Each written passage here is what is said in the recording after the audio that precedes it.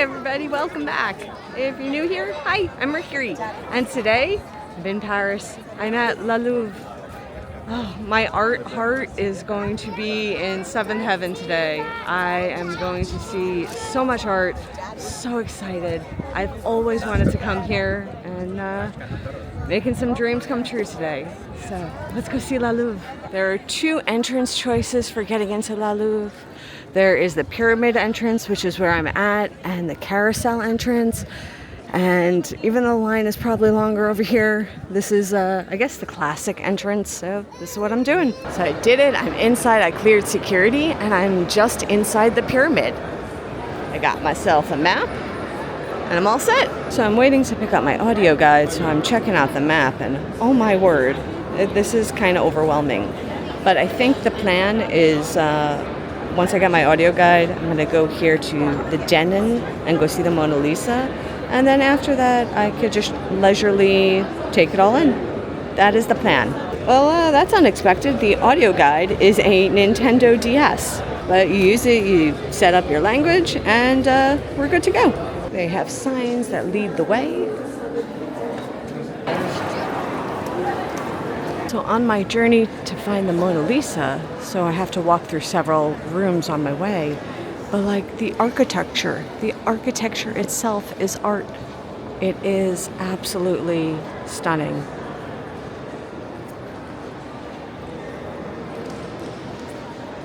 So you have to walk through this huge hallway that's just full of Italian paintings. It's mind-boggling to me, the amount of artistry and time and understanding of anatomy and paint. Like, you can just run to Michael's, right? Like, you had to, like, paints were something different and special and elegant, and, you know, developing pigments and all the rest. It's just astounding to me. So the crowds and the line is immense, but that's a good opportunity to listen to the audio guide. So no Instagram filter here. This is what it really is like.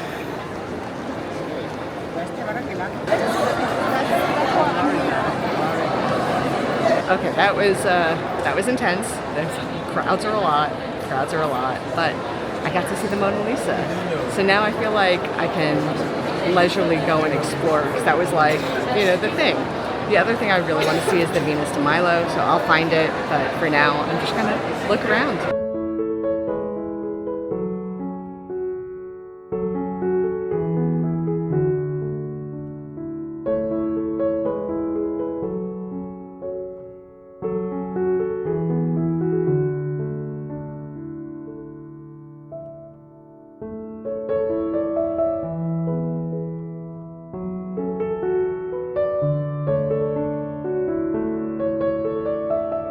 Jean Martin's Pandemonium.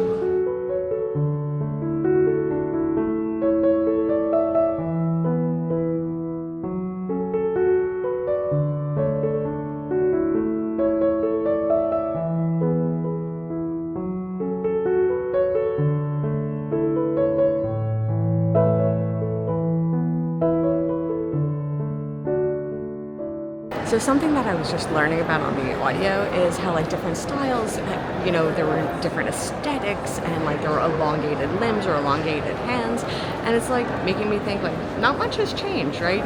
Medium, sure, but, like, Photoshop and AI and, like, proportions and, you know, different ways of looking at things. Like, how much has really changed? The concept is still the same, just medium is different.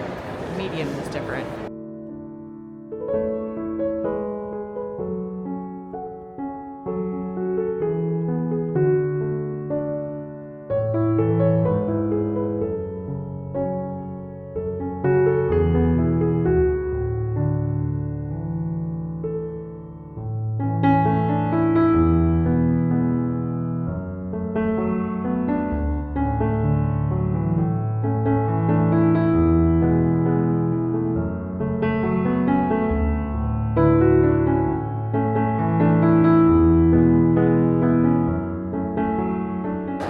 Something interesting about the sculptures. A lot of these sculptures are Roman copies of Greek actual sculptures. So it's like the Greeks made So it's like the Greeks made the sculptures and the Romans were like, ooh, I like that.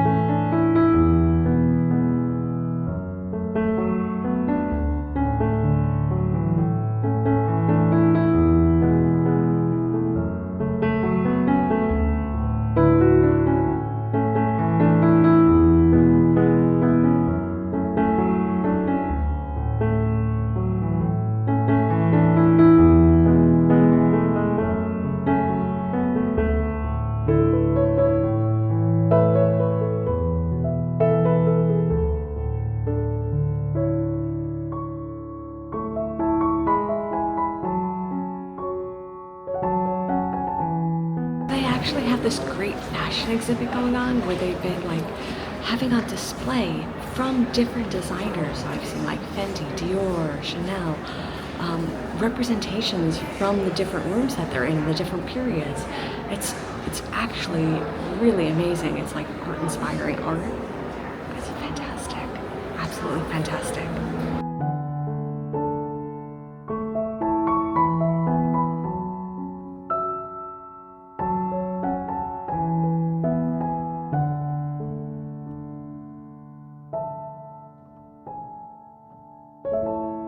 So there was just an absolute overabundance of things to see in there. Oh my gosh, it was so overwhelming and also kind of like overstimulating too.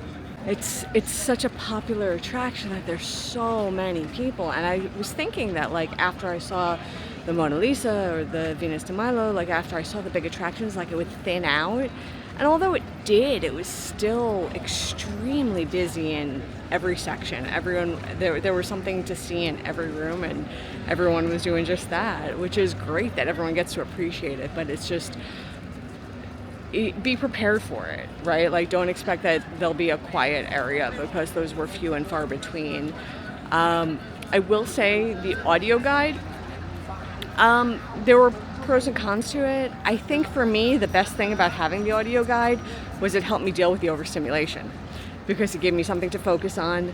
And it sort of like drowned out a lot of the ambient chatter that was like difficult for me to process.